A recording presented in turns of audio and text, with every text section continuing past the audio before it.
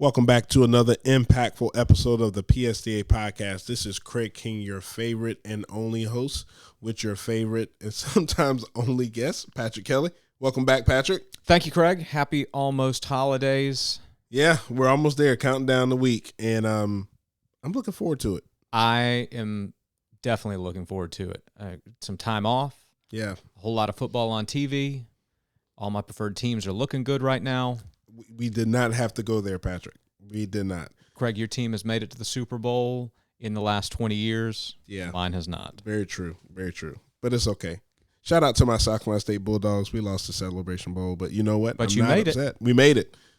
Atlanta was fun. But anyway, our guests and our teachers are not here to hear about my bad teams and your good teams. So interesting enough, we have a very important time going on right now. We have prefiled legislation, and from what I can remember, this was a record year in the number of prefiled legislation, wouldn't you say? Yeah, no. It's well over. I didn't do a final count, but we're well over 750 bills. I have never, like when I was Patrick, before Patrick was here, I don't remember that many prefiled. It feels kind of like when you're watching the Weather Channel before a bad storm hits, like you're looking at the radar and you're like, oh, that's coming. Yeah.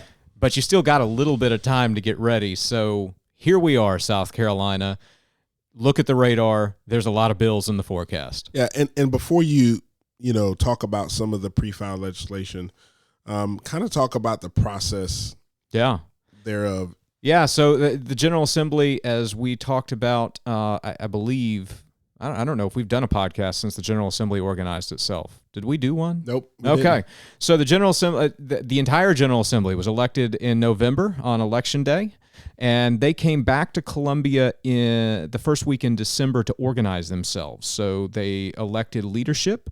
So the House reelected Merle Smith of Sumter as their Speaker, Tommy Pope of York County as their Speaker Pro Tem.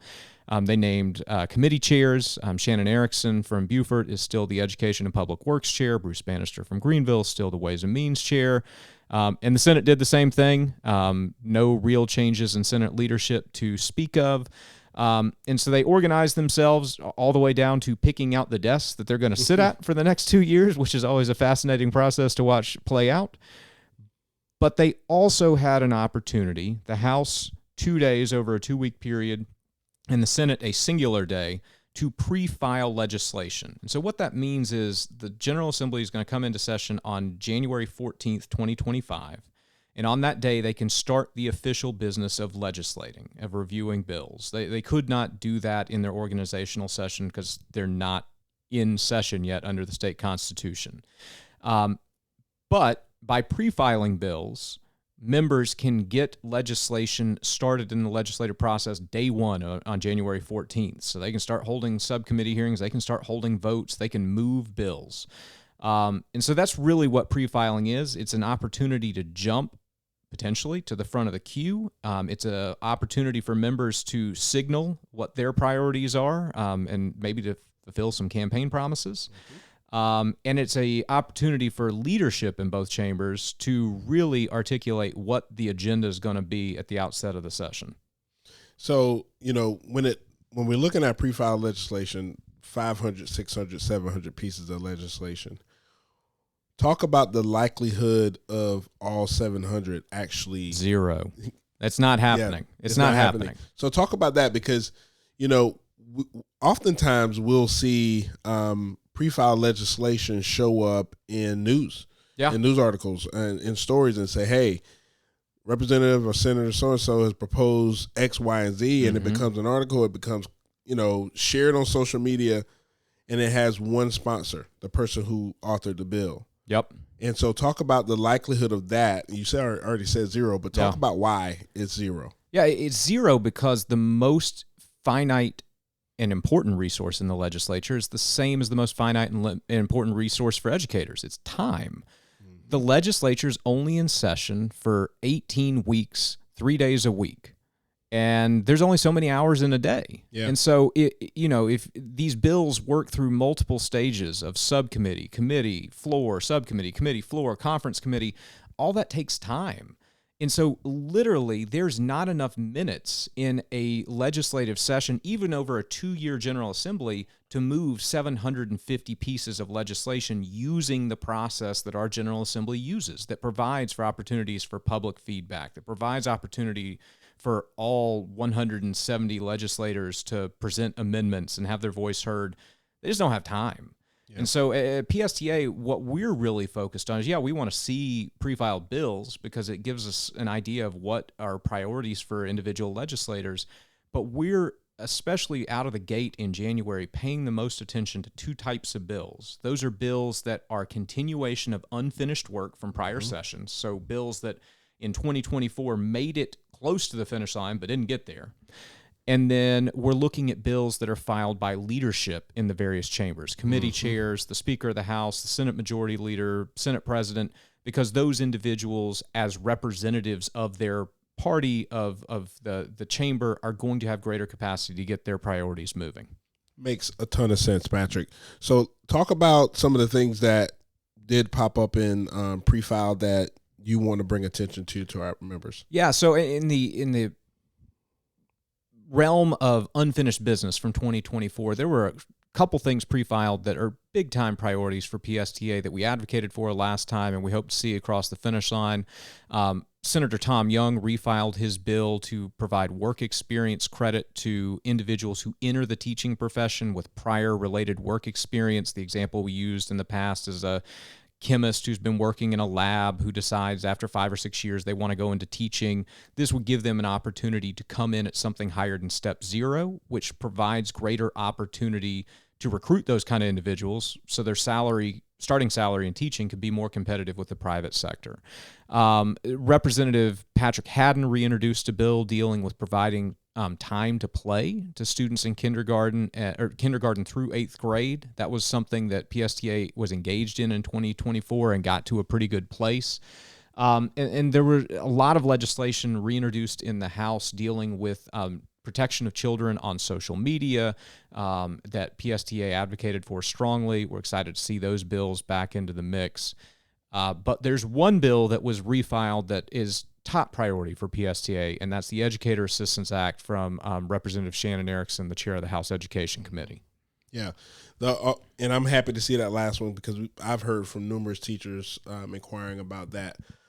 Anything else that's on our radar that you want to chat about? Well, let me chat Assistance Act just for a second, and then I'll give you the one other that teachers need to be aware of. Teachers are excited about the Educator Assistance Act. Yes, there are similarities to the 2024 bill, but this one goes even further. The 2024 bill provided for a permanent certificate.